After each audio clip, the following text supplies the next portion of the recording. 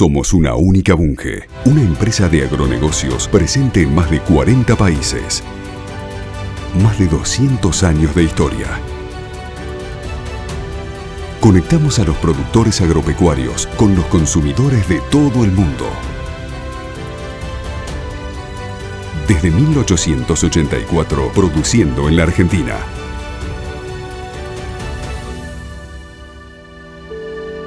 Bunge.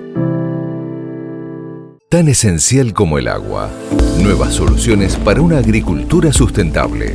Solmix Zinc permite aplicar en forma rápida y precisa 3 nutrientes esenciales. El azufre, que disminuye la volatilización del nitrógeno y se potencia con el zinc para llevar al maíz a su máxima producción. Nutrientes esenciales en soluciones inteligentes. Esta es la esencia de Solmix, la solución fértil de Bunge. Nutrimax es la innovación en nutrición. Sus gránulos enriquecidos con zinc y recubiertos con anti-dust se agregan a mezclas NPS balanceadas. De esta forma se garantiza una excelente distribución en el suelo de los macro y micronutrientes, posicionándolos de manera óptima para la nutrición de tus cultivos. Nutrimax es argentino, es de Bunge.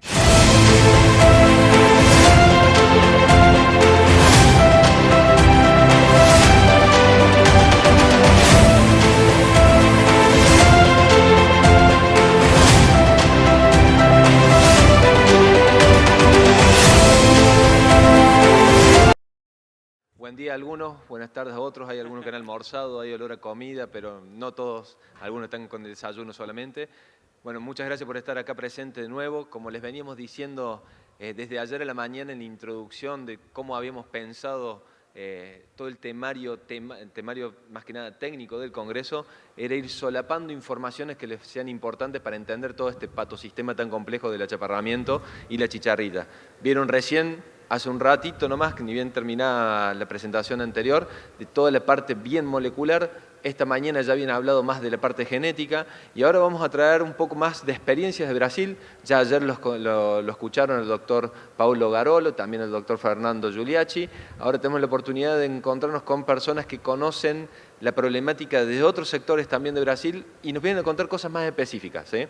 Cristina Canales, que es doctora, nos va a venir a contar principalmente todo un sistema de monitoreo y hasta una aplicación que ellos ya tienen en Brasil trabajando ya desde hace varios años para poder entender cómo toda esa información que se está generando hoy en día con la red de trampas amarillas va a tener a su futuro una idea de poder generar todo ese tipo de información que ellos ya están manejando para tratar de prever la dinámica poblacional, qué enfermedades están infectando o están contagiando las chicharritas en distintos momentos y qué se puede llegar a hacer como un manejo futuro de niveles de riesgo, todo lo que se puede hacer sabiendo específicamente de un monitoreo.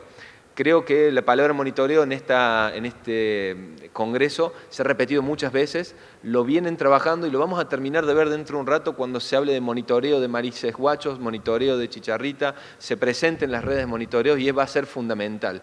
Así que le vamos a pedir a Cristina que nos cuente ahora cómo están haciendo ese monitoreo tan específico y van a ver la cantidad de datos que ellos manejan. En Santa Catarina, sí que es un estado que ustedes están más cerca de acá de Argentina, cerca de la misma, para que más o menos nos demos cuenta a la altura de Misiones, para que también entendamos que está un poco más próximo y no es información tan lejana como puede ser el norte de Brasil, ¿sí? Entonces, las características para que lo entiendan están más cerquita. Cristina, un gusto poder recibirte, por favor. Obrigada, Roberto, pela apresentação, pelo convite. Obrigada a todos por estarem aqui. Buenos dias e buenas tardes para aqueles que ainda não almoçaram. Estamos falando de um patosistema da chicharrita com quatro patógenos. Já foi extensamente falado a respeito de diagnóstico e quem são esses patógenos, mas estamos lidando com a bruxa, porque não é que nem um fungo que nós vemos a lesão bem definida, ao olhar uma planta com enfesamento, parece estar possuída por uma entidade. Parece uma bruxa, uma bruxa. Vamos lembrar que esses patógenos, então, são transmitidos pela chicharrita. Esses patógenos precisam colonizar o inseto e depois chegarem até a glândula salivar do inseto para serem transmitidos. Quando o inseto se alimenta, ele saliva e ele inocula a planta no floema com esses patógenos. Esse é o processo de transmissão. Temos que lembrar que, ao olhar na chicharrita na planta, nós não sabemos se ela está infectada ou contaminada com os patógenos, muito menos se esse período de latência, ou seja, ela pode estar contaminada, mas ainda não estar transmitindo patógeno, porque esse período de circulação até a glândula salivar pode levar de 15, 18, 22 dias. Então, essa é uma boa notícia para o controle químico. Podemos usar o controle químico antes que esse inseto seja um inseto infectivo, ou ele consiga inocular a planta. Tendo tudo isso em mente, temos que também considerar que é um inseto migrador. Ele vem de fora para a minha lavoura. Então, temos que considerar que milhos guarros ou milhos adultos, especialmente com plantas doentes, esses insetos vão migrar para lavouras novas. E aí, temos que considerar que eles migram, se dispersam no ambiente para perto, para cerca, mas eles também têm um potencial migratório muito grande, de 20 quilômetros. Então, temos uma situação complicadíssima durante a sobrevivência de inverno ou até mesmo nessa situação da soja. Então, quando olharmos um milho guarro, vamos lembrar da bruxa.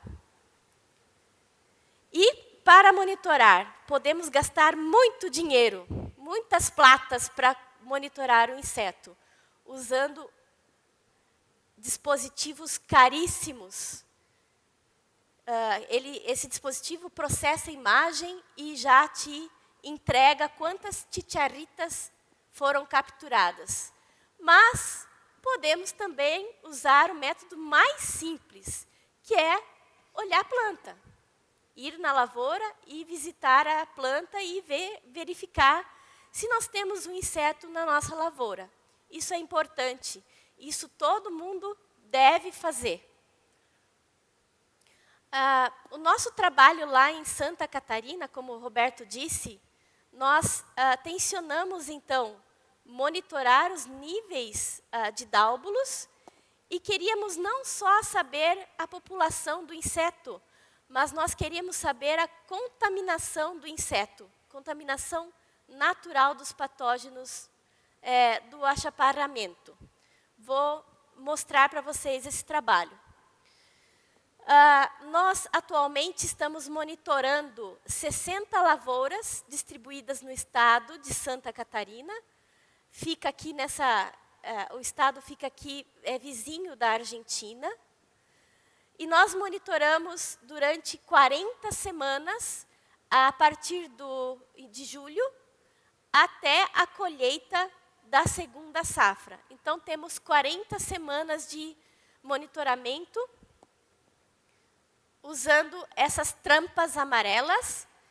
Então, no laboratório, nós contamos os insetos e fazemos os procedimentos moleculares para saber a contaminação natural dos insetos de campo.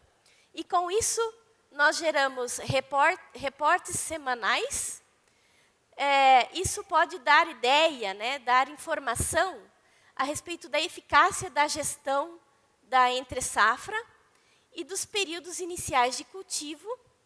Então, se temos muita contaminação natural, a gente gera como se fosse um alerta para o setor produtivo. Mas vocês vão ver na prática aqui como é que a gente tem obtido esses resultados.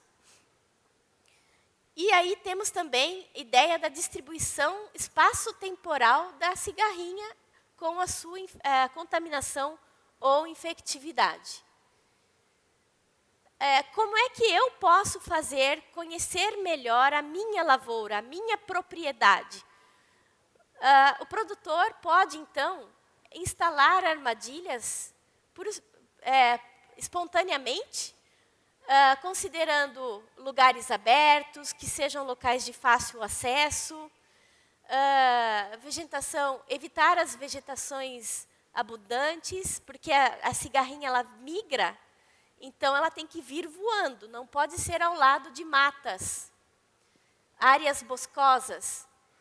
E também evitar postes de luz, instalar armadilhas próximos a postes de luz, porque a luz ela atrai o inseto. Então, aquele resultado de incidência de cigarrinha estará tendencioso devido a estes postes de luz. E pode ser suportes bem simples, como este aqui da Tatiane, e você tem que colocar a armadilha quando o milho é pequenininho mais embaixo, e quando o milho vai se desenvolvendo conforme o desarrollo, você sobe a armadilha, a trampa mais para cima. E então, vocês mesmos conseguem fazer esse monitoramento, se desejarem. Podem até usar uma lupa de bolso. Existem lupas também que você pode usar no celular, ajuda muito. Então, conta-se os insetos nessas armadilhas, sempre baseando-se nessas manchas, esses 2 pontos negros entre os olhos. Então, aqui estão os olhos da chicharrita e as manchas entre os olhos. Então, algumas fotos, né, para vocês olharem esse trabalho de monitoramento que fazemos em Santa Catarina. Todas as segundas-feiras, às lunes, os amigos, né, companheiros que trabalham no campo, removem as armadilhas, trocam, né, substituem por novas trampas, todas as lunes. E aí, uma parte dessas armadilhas, o próprio agente de campo conta, e uma parte vem para o nosso laboratório, então. E toda viernes nós elaboramos esses boletins, e nós enviamos via WhatsApp, via sites. Então, aqui vocês têm um histórico, de 3 semanas, conforme a cor do local, você tem aqui uma legenda da quantidade de insetos que estão presentes nos locais. Importante que a maioria dos locais estejam em verde, porque daí a gente encontrou menos cigarrinhas nesses locais. Com relação à contaminação, nós fazemos no laboratório os 4 patógenos, fitoplasma, espiroplasma, rajado fino e o estriado, na cigarrinha. Então, o diagnóstico por PCR. E nós encontramos, então, o fitoplasma do enfesamento vermelho, o vírus do rajado em amarelo e o vírus do mosaico estriado. Vejam a prevalência aqui na região oeste de Santa Catarina, vizinho com a Argentina. Também é possível, se o produtor quiser fazer esse trabalho na sua lavoura, ele consegue, instalando armadilhas na sua lavoura e acompanhando ao longo do tempo a incidência de insetos. Então, esses gráficos mostram por local, e mostram todo o período de 40 semanas, iniciando do inverno até o final da segunda safra. Vejam que interessante aqui, nós podemos também inferir que o manejo foi adotado em alguns pontos, né, onde a gente consegue perceber a diminuição da incidência dos insetos nesses locais. O que é importante, o que nós estamos entendendo com esse trabalho? Nós temos já uma série de 3 anos, começamos o monitoramento no ano agrícola de 2021, depois 22, 23 e depois a safra passada, 23, 24. Aqui nós incluímos o rajado fino. Nós começamos com fitoplasma, espiroplasma, mas depois incluímos o rajado fino e ainda depois incluímos o mosaico estriado, o vírus do mosaico estriado. E aqui essas listas são os municípios onde existiam as lavouras e aqui essas colunas são as semanas. E quando você perceber as cores, é que esses insetos que nós amostramos nas armadilhas, nas trampas, estavam positivos para esses patógenos. Em cinza, quando não tinha inseto. O que nós aprendemos, então, com esses resultados?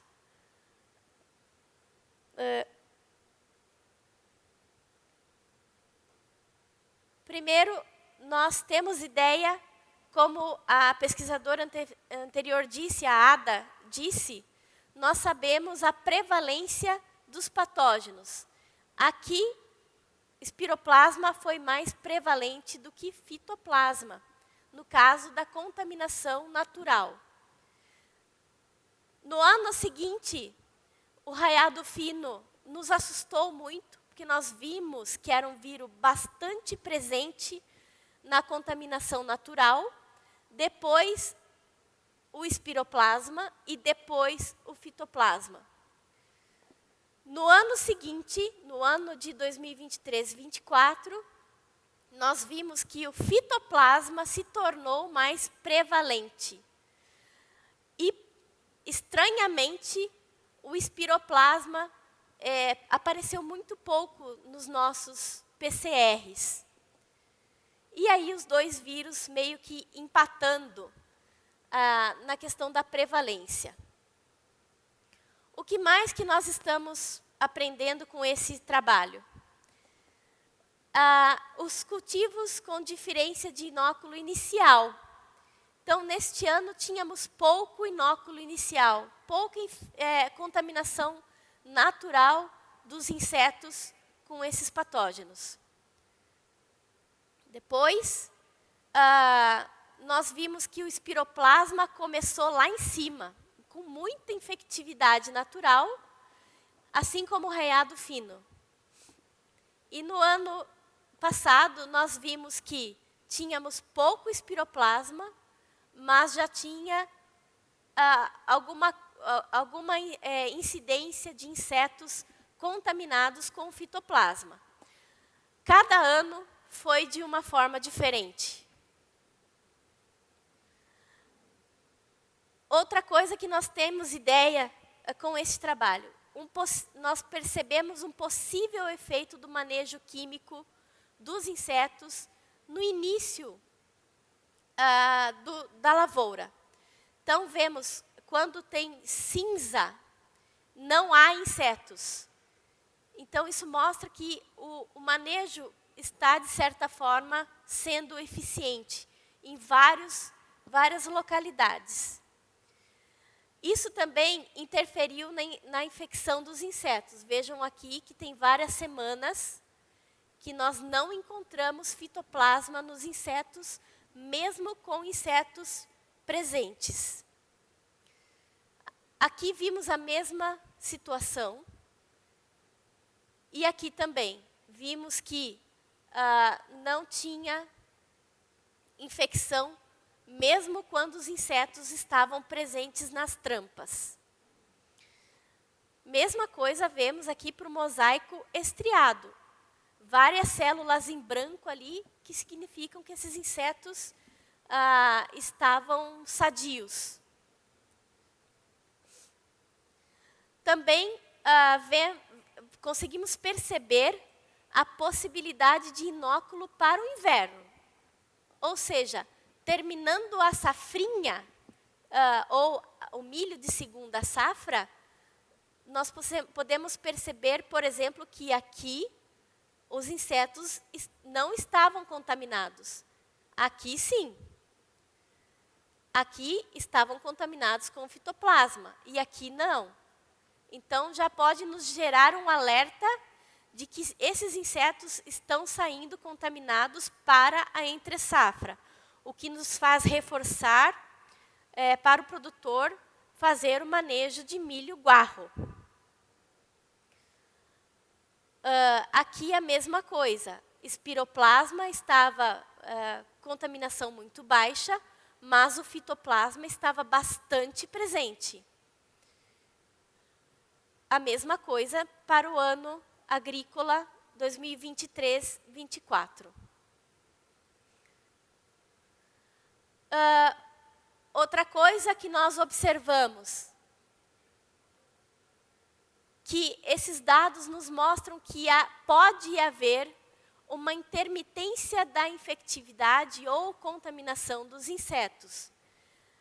Ou seja, aqui, por exemplo, positivo, positivo, negativo. Positivo, positivo, negativo. Há uma intermitência semanal da contaminação dos insetos com esses patógenos. Aqui também podemos ver vários dados de intermitência de contaminação. Aqui também. O que me chamou muita atenção durante os nossos estudos, e eu vou contar para vocês. O primeiro, esta semana de Natal, onde todos os locais apresentaram insetos positivos para fitoplasma. O que aconteceu? Eu não sei.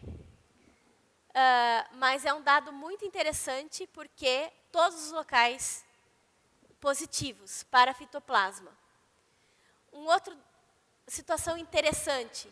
Me parece que houve um shift, né, um câmbio populacional muito interessante de uma população que vinha sadia para fitoplasma e depois, de repente, se mostraram contaminados. Sempre me leva a pensar numa tentativa de sobrevivência do fitoplasma ou continuidade do fitoplasma no ambiente.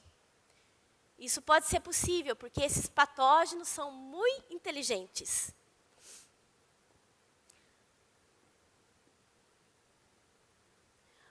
O que nós ficamos felizes com esses boletins que nós fazemos no laboratório é uma conversa entre o pesquisador, entre o laboratório com o setor de campo.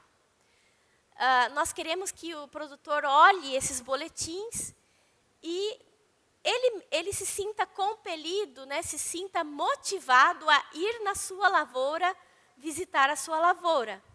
E nós ficamos felizes de saber que o produtor, ele entendeu o que é os achaparramentos, o que é a chicharrita, que em 2020 era desconhecido para o estado de Santa Catarina.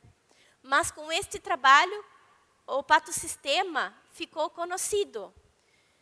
Esse é o nosso grande objetivo com o trabalho. Mas com os nossos boletins, nós queremos também que o produtor, o setor técnico, acompanhe o que está acontecendo com relação à incidência de chicharritas e com a sua contaminação natural. Como conclusão e como uma mensagem final para vocês, eu quero dizer que o monitoramento de insetos pode ser realizado por qualquer pessoa. com o método mais simples, e se conseguir aliar métodos moleculares, melhor ainda. Mas o monitoramento não pode deixar de ser feito. Faz parte da tomada de decisão na hora de usar o controle químico, na hora de entender o que está acontecendo com a lavoura com relação aos enfezamentos. Queria agradecer a equipe que trabalha comigo neste trabalho. É uma equipe grande, do pessoal que vai a campo cambiar as trampas todas as segundas-feiras, as lunes. Também quero agradecer os meus colegas, meus amigos que trabalham na EPAGRE, no laboratório, fazendo os PCRs. Também temos um colaborador numa universidade de Santa Catarina, o professor Fábio, virologista. E temos o apoio de instituições ligadas ao agro lá em Santa Catarina. Com isso, termino a palestra, agradeço e a mensagem: não queremos la bruja nos nossos plantios, queremos plantios bonitos como este. Muito obrigada. Muito obrigado a você. Obrigado. Bueno, vieron la magnitud de monitoreo y datos que maneja EPAGRE, que es un instituto de investigación del estado de Santa Catarina, ¿sí? La idea era justamente tratar de ver cómo se pueden magnificar todos los esfuerzos que se están haciendo. En el caso de ellos también es interinstitucional, con un montón de empresas que también ayudan a que se monitoree y sacar un montón de información basada en el monitoreo y análisis muy específicos, que pueden hacer ese desglose después del tiempo, de ver qué es lo que pasó, si aplicaban y no aplicaban, si estaban contaminadas o no estaban contaminadas, si cuántas quedaban contaminadas para pasar el invierno y qué estrategia de manejo se podía pensar para las próximas campañas. Creo que es el camino que estamos llevando adelante acá en Argentina, ahora después de esta epidemia que hemos tenido, principalmente con la red de trampas amarillas que van a estar contando dentro de un rato más los chicos.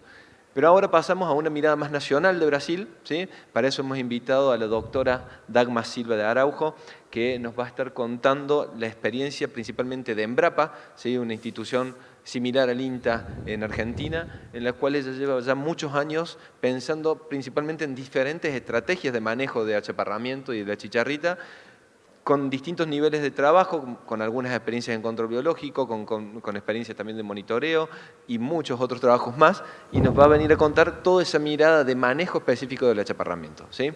Dagma. Buenos dias. Em primeiro lugar, não conta meu tempo ainda, mas me gostaria de parabenizá-los pela Copa do Mundo. Nós outros torcemos por Argentina por causa de Messi, que somos fãs. Copa do Mundo. Mas vamos falar do que importa aqui, né?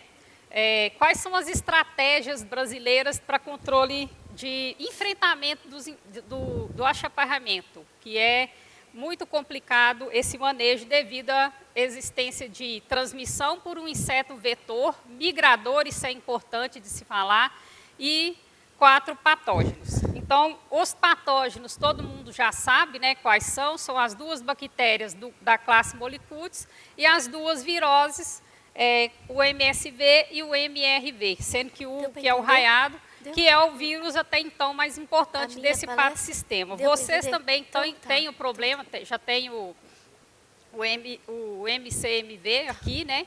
E ele é um vírus que ainda há necessidade de maior entendimento sobre a importância dessa virose nesse patosistemas. E por que eu estou falando ainda de patógenos? Porque existe uma outra complexidade que tem sido avaliada no Brasil, que é a existência de outros vírus, né? De outros vírus transmitidos por insetos diferentes. Que são transmitidos por insetos diferentes, ou seja, pulgões e cigarrinha. Então, nós temos um complexo de vírus ocorrendo e isso vai ser importante para o manejo desses insetos lá na frente. Qual que é a dificuldade que nós temos, né? É saber qual que é o papel de cada um desses patógenos, seja vírus ou seja bactéria, na ocorrência dos enfesamentos. E já que nós temos um sistema, né, com muitos desafios, que a gente tem questões climáticas, né, tudo que afeta o clima também afeta o manejo dos enfesamentos. Nós temos necessidade de resistência genética de híbridos. Quando o enfesamento chega, é complicado já ter essa informação de antemão, então isso é uma informação que ela vem sendo gerada com o tempo. E aí são os sintomas das doenças, né? Uma característica importante aqui é que, no final, a gente não consegue, quando está nessa fase, identificar mais quem é quem, não consegue definir se quem está ali é a virose, se quem está ali é espiroplasma ou fitoplasma. E aqui, quais são, então, as estratégias que a gente tem usado no Brasil, já deixando claro que uma estratégia sozinha não tem efeito, então, se alguém chegar para você e falar que tem um milagre, desconfie, não existe isso. É um grupo de estratégias que tem que ser aplicada. A nossa experiência no Brasil tem mostrado isso muito claramente. Não adianta falar que só o híbrido vai resolver, não vai. Só o controle químico não vai resolver. Só o controle biológico não vai resolver. Então, a gente tem que ter isso claro e nós, pesquisadores, consultores, temos que ser honestos com o produtor em relação à eficiência e eficácia do manejo, tá? E outra coisa importantíssima é que o manejo ou a gestão do problema ela tem que ser da região e ela tem que ser feita por todos. Não importa se você cultiva milho para fazer silagem, não importa se o seu milho ou silagem ou alimentação animal, né, ou se o seu milho é para semente, produção de semente, se é para grão, o que for, ou se é para consumo no quintal da casa da gente, não tem jeito. Mas acontece que todos os produtores devem ter em mente que o manejo não é com uma única estratégia e que todos devem fazer. E quais são as principais estratégias que a gente tem no Brasil hoje, né? A primeira, né, é rotação de cultivos, ou seja, não plantar milho sobre milho. Isso é muito arriscado porque você está mantendo população de cigarrinha que vai passando de lavouras mais novas, mais velhas para as lavouras mais novas. E o milho sobre milho, você está potencializando a ocorrência das doenças e do inseto, aumento de inseto. Eliminação do milho guacho ou milho tiguera, né? Nós temos uma safra muito intensa no Brasil, a gente tem 3 safras que ocorrem durante o ano, então a gente tem a ponte verde. Isso dificulta muito o nosso manejo, porque a gente tem alimento para cigarrinho o tempo todo. E esse milho guacho, ele fortalece também a ocorrência de ponte verde. Utilização de cultivares resistentes é importante? Muito importante. É uma estratégia, assim, dentro do sistema de manejo, essa é uma das estratégias que está entre as mais importantes, mas lembrem-se sempre disso, não vai resolver sozinha, principalmente no status científico e de desenvolvimento que a gente tem atual. Utilizar sementes tratadas, tá? O tratamento de sementes também ele é importante, eu vou falar um pouquinho, mostrar para vocês um pouquinho aqui. Evitar esse semeadura de milho novo, próximo às lavouras mais antigas, eu já falei por quê. Sincronizar o período de siembra, o plantio. A gente sabe que isso nem sempre é fácil. Num país igual ao Brasil, então, é mais difícil ainda, que nós temos uma diversidade climática muito grande. Então, nem sempre o produtor daquela região vai conseguir sincronizar. Mas isso é importante também, porque, às vezes, quando sincronia de plantio, ou seja, não ter variações muito grandes de milho em fases diferentes, permite que o manejo do inseto ocorra de uma forma mais sincronizada, ou seja, também dilui o inseto naquela área e tem, sendo sim, um resultado que pode ser usado para reduzir problema com enfesamento. Rotacionar modo de ação de produtos. inseticidas, né? Importante também para evitar pressão de seleção e desenvolvimento de resistência do patógeno a esses princípios que já não são muitos. Monitorar a presença da cigarrinha, Maria Cristina já falou esplendidamente, já teve outros pesquisadores aqui também que já falaram, não precisa entrar em detalhes. Controlar a qualidade da colheita. Por quê? Porque a qualidade da colheita vai me definir quanto de tiguera ou guacho vai ficar na área. Lembrando que o milho tiguera ou o milho guacho, ele não germina de uma vez todo na entre-safra, ele vai germinando de forma gradativa. Então, esse manejo também é importante.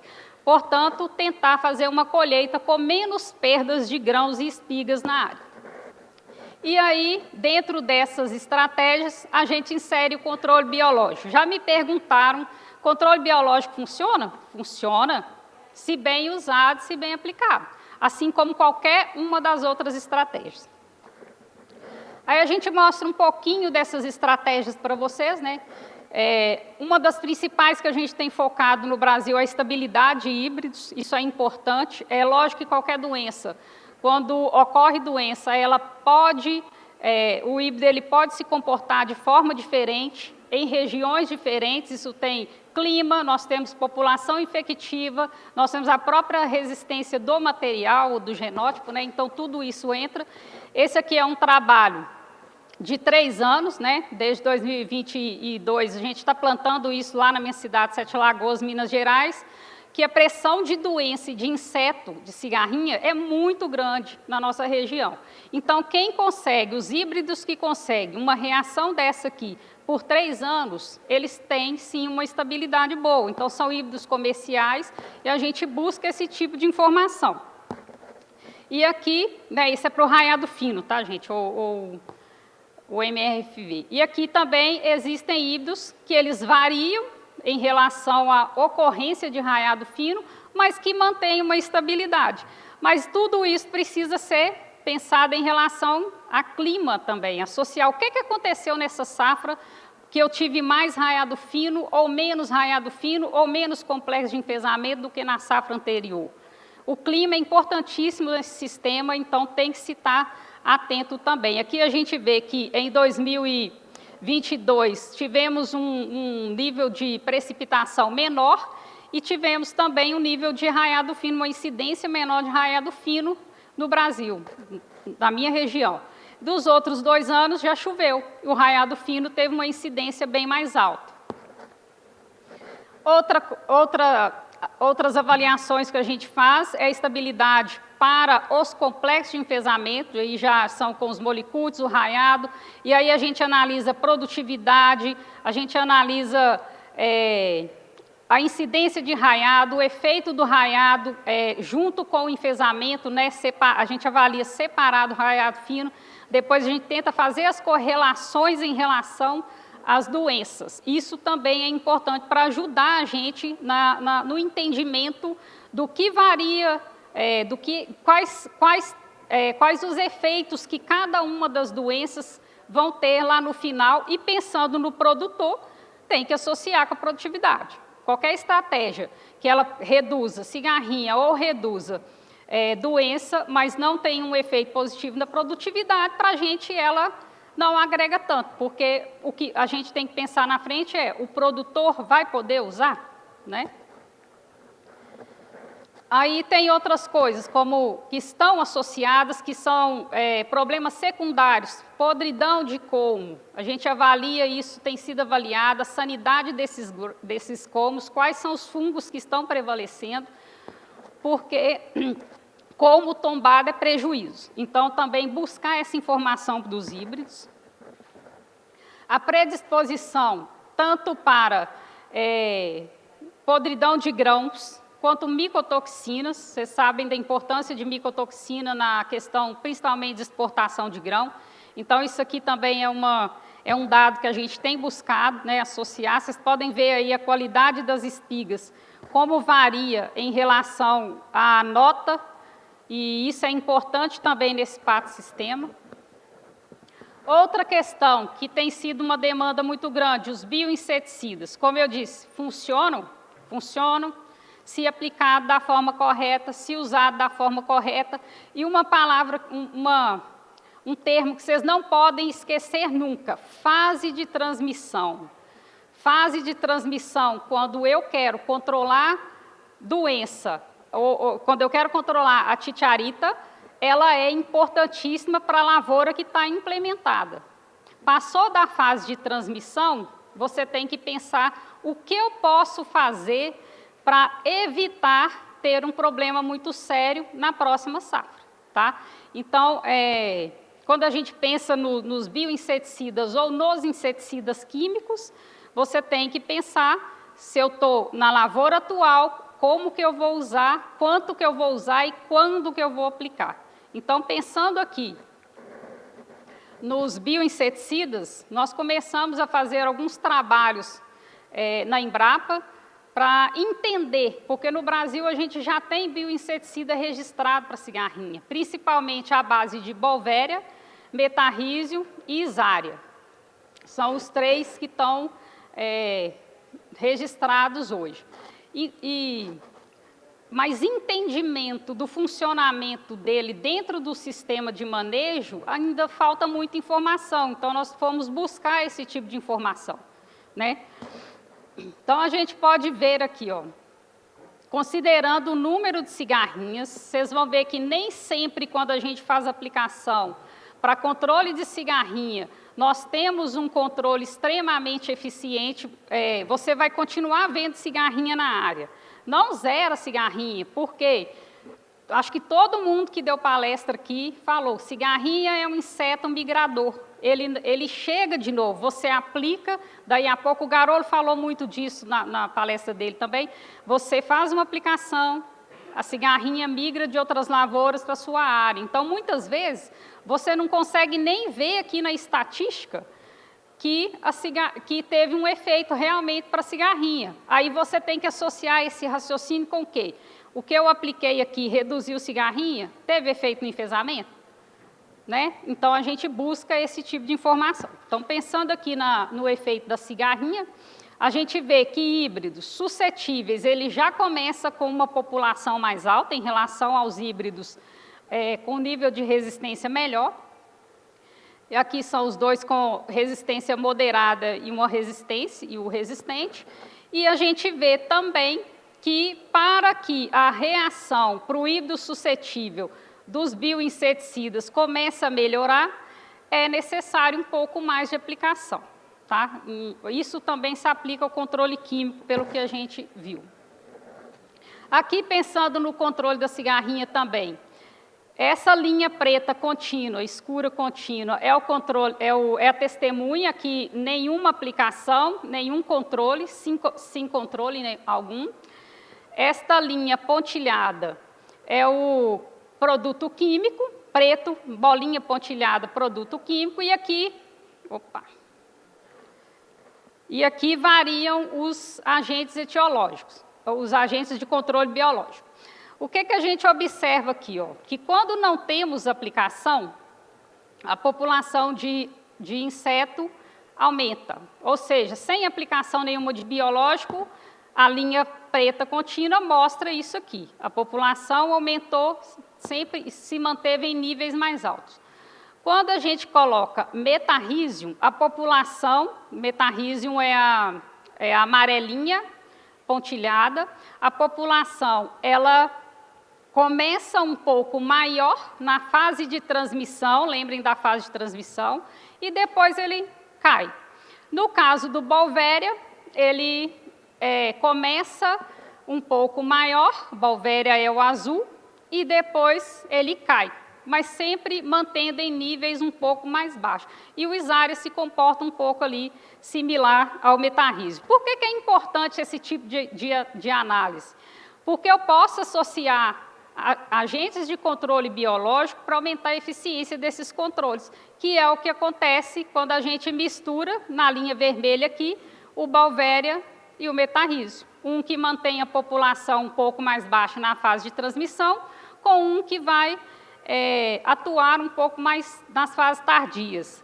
É importante esses agentes de controle de fase tardia? É, porque ele vai me permitir manter inóculo dos fungos entomopatogênicos para a próxima safra. Então, eu posso também estar permitindo reduzir nessa safra, na atual safra, na minha lavoura e na lavoura posterior. E esse slide aqui é a mesma coisa do outro, eu não vou entrar em detalhe dele, que ele vai mostrar a mesma coisa. Opa, desculpa. Aqui é só mostrando para vocês uma foto com Bovéria, essa foi tirada pela Simone, a colega entomologista nossa, e essa aqui é uma foto com Isária. O que é importante dessa segunda foto aqui? Eu tirei essa foto numa lavoura ao lado da lavoura experimental, onde havia sido aplicado inseticida. Não foi aplicado inseticida nessa lavoura, o inseticida biológico. Mas a cigarrinha, ela veio contaminada da lavoura anterior e chegou aqui na lavoura do lado e desenvolveu o fungo e vai morrer, né? E se ela tiver contato com outras cigarrinhas, ela vai passar propagos desse fungo que vai mantendo isso aí no sistema. Quando a gente pensa na doença do complexo do enfesamento, vocês podem ver a diferença de reação entre os híbridos, né? Está aqui, são diferentes em relação ao... Aqui, quanto mais alto aqui, de 0 a 5, a gente dá a nota diferente do pessoal do melhoramento. Quanto mais próximo de 6, que é a nota máxima, pior é a reação para enfesamento. E o que é importante aqui desse trabalho? Ó? Vocês podem ver que Bovéria sozinha, Isária e Bovéria mais Isária ficaram iguais estatisticamente, ou seja, eles não reduziram tanto a doença quando aplicados de forma isolada. E aqui o metarrhizium isolado, ele já tem um efeito melhor, né? Ele diferencia dos demais, mas quando a gente associou ele com o Bovéria, nós tivemos um ganho de redução no enfesamento. Isso é importantíssimo, porque enfesamento, quando a gente pensa no enfesamento, nos patógenos, é muito difícil a gente ter um controle que realmente funcione. Então, essa é uma estratégia que a gente conseguiu ver essa diferença. Inclusive, aqui, ó, ficou igual ao químico. Aqui é o tratamento de sementes, só para complementar, então eu acho que não tem mais dúvida que o controle biológico ele tem um potencial muito grande de ser inserido dentro das estratégias que já tem conhecimento. Aqui é o tratamento de sementes, não vou entrar em detalhe de quais são os produtos, que todos têm um bom efeito para tratamento de semente, mas olha aqui a diferença de uma planta, aqui é a espiroplasma, tá? Que foi inoculado. A diferença de uma planta que não foi feito o tratamento de semente para plantas que foi feito o tratamento de semente, aqui é a mesma coisa. Essa daqui recebeu o tratamento, essa daqui não. Só tratamento de semente, nenhum outro manejo, porque isso aqui é inoculação artificial. Mas fica muito claro aqui, não preciso, acho que nem mostrar dados a respeito disso, mas o tratamento de sementes, ele é importantíssimo no sistema de manejo dos enfesamentos. Aí, pensando um pouquinho em vocês também, né? Esse dado aqui da Aprecid, a foto eu peguei da Aprecid, onde que vocês têm ocorrência de enfesamento, e para vocês começarem a pensar em como fazer esse manejo, né? Nós temos aqui o efeito quando a gente faz essa tentativa de sincronização da semeadura, ou seja, a maior parte, pelo menos, dos produtores semeando na mesma época, o que existe que a gente chama de efeito de diluição na população de inseto. Aquela população de inseto que veio se multiplicando dos plantios mais cedo, ou seja, em lavouras que eram poucas lavouras na região e ali concentra inseto, eles vão começar a multiplicar, mas vão dispersar numa área muito maior. E a gente tem visto que isso tem um efeito positivo na redução da ocorrência. Então, lavouras, áreas, regiões, a gente viu isso no Paraná, que o mesmo híbrido plantado em janeiro, ele teve uma incidência muito maior de enfesamento, porque tinham poucas lavouras no entorno. A cigarrinha que estava lá sobrevivendo em outras plantas, que ela tem uma sobrevivência em outras plantas como abrigo, ela migrou para esse plantio no cedo.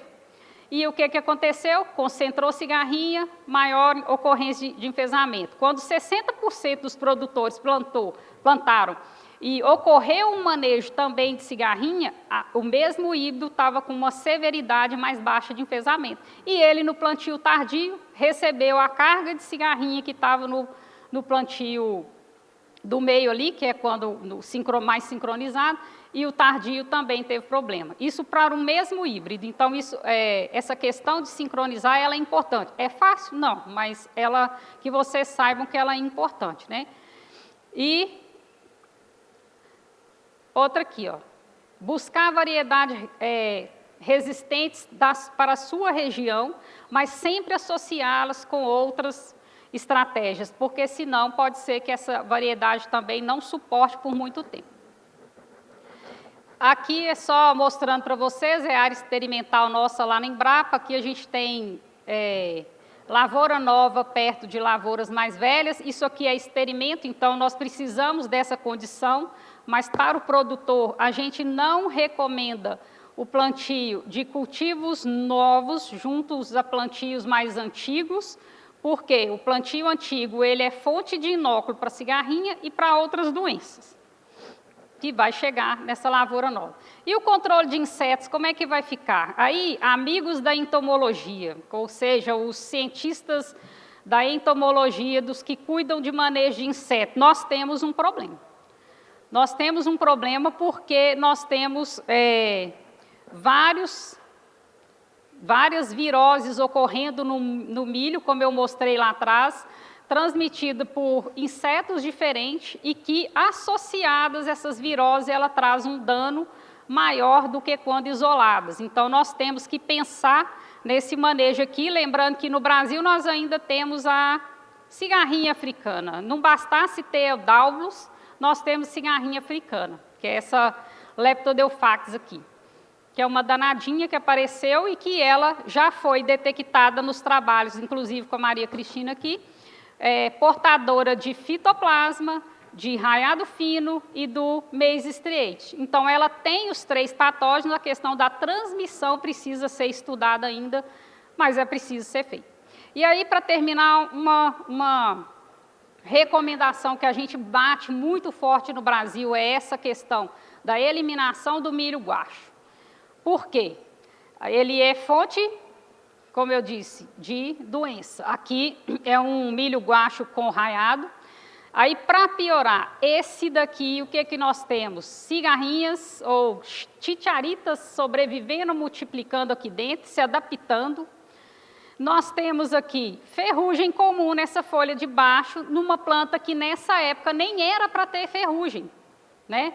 Ou seja, Puccinia sorgue ocorrendo aqui, se multiplicando, e depois vai aparecer ferrugem do milho, e outras doenças mais, e outros insetos mais, porque nós temos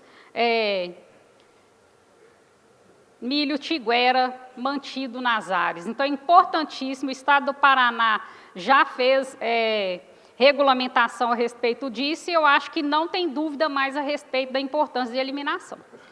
E aí, só finalizando, eu agradeço em nome de uma parte da nossa equipe, né, os que estão mais envolvidos aí, é uma equipe multidisciplinar da Embrapa, nesses trabalhos, e os parceiros também que a gente tem para fazer esses trabalhos. Deixo o convite para vocês para o Congresso Nacional de Milho e Sorgo, que vai ocorrer em Palmas. Nós teremos lá também um dia inteiro para discussão do questão de enfesamento.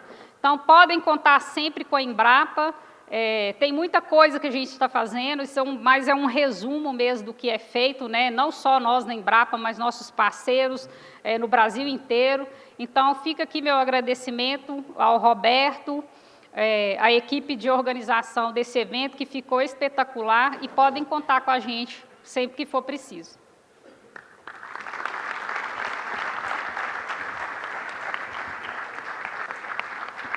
Muito obrigado, Dagmar.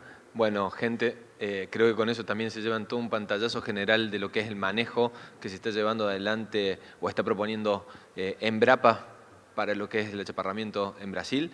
Lamentablemente no tenemos tiempo, pero justamente también nos aprovechamos a invitarlos. En 1 hora van a estar ellas arriba en una sala respondiendo preguntas. Así que dejamos este espacio cerrado para poder avanzar con el programa y los invitamos a los que hayan quedado con alguna duda en una consulta. Voy a estar allá ayudándolos con la traducción para hacer una charla un poco más amena, preguntando lo que les haya quedado de dudas, tanto del sistema de monitoreo como todo lo que es el manejo integrado que están llevando adelante en las dos entidades, EPAGRI y Embrapa. Muchas gracias a todos por estar presentes. Nuevamente un aplauso para ellas.